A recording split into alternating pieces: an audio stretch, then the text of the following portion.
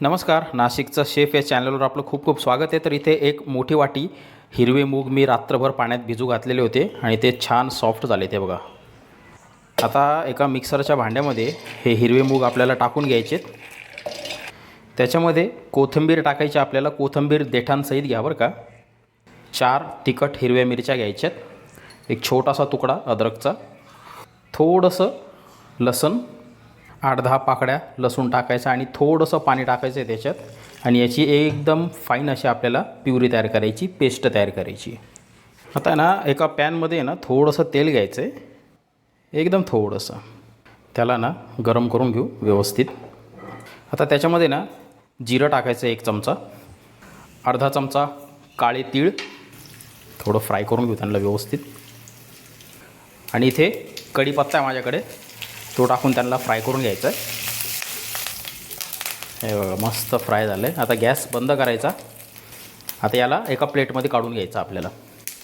आता हे जे वाटण आपण तयार केलं आहे ना, हे एका मिक्सिंग बाऊलमध्ये आपल्याला काढून घ्यायचं आहे त्या हिरव्या मुगाचं.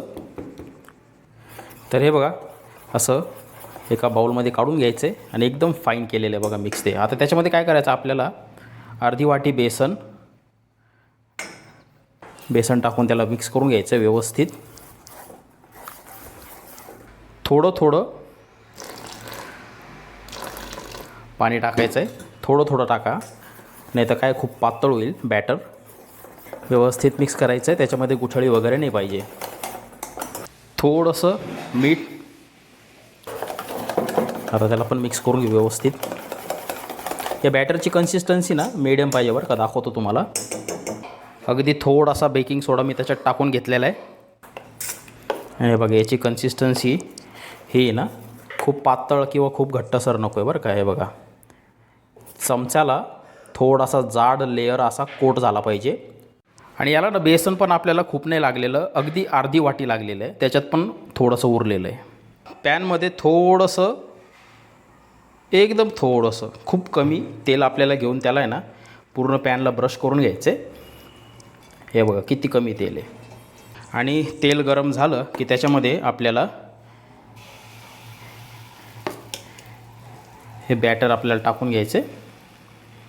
हलकंसं फक्त पसरून घेऊ. आता याच्यावरती झाकण ठेवायचं आहे आणि 2.5 मिनिटं आपल्याला 2 ते 2.5 मिनिटं मीडियम टेम्परेचरवर याला एका बाजूने शिजवून घ्यायचं आहे. तर बघा बरोबर 2.5 मिनिटं झालेत. आता याला ना आपण पलटून घेऊ. हे बघा परफेक्ट. आता दुसऱ्या बाजूनं पण, आता गॅस एकदम कमी करायचा. दुसऱ्या बाजूने याला कमीत कमी 3 मिनिटं आपल्याला झाकून शिजवून घ्यायचे. हे बघा बरोबर 3 मिनिटं झालीत. याचं टेक्स्चर बघा. याला ना 5 मिनिटं तरी ॲटलिस्ट कमीत कमी दोन्ही बाजूनी आपल्याला भाजणं गरजेचं आहे बरं का, नाही तर बेसन मूग कच्चं लागण्याची शक्यता आहे. हे बघा याची थिकनेस पॅनकेक कसा असतो तसा आपल्याला हे पाहिजे. ठीक आहे. आता त्याच्यावरती आपल्याला हा तडका जो आहे ना आपण करून घेतलेला, कढीपत्ता, काळे तीळ आणि जिरं, हे आपल्याला टाकायचं आहे. ह्याला तुम्ही टोमॅटो केचप, नारळाची चटणी, शेंगदाण्याची चटणी याच्यासोबत याचा आनंद घेऊ शकता. तर मूग डाळीचा हा पॅनकेक एकदम हेल्दी असा ब्रेकफास्ट नाश्ता 5 मिनिटात तयार होणारा, तुम्ही घरच्या घरी ट्राय करा. एक नंबर अशी रेसिपी आहे.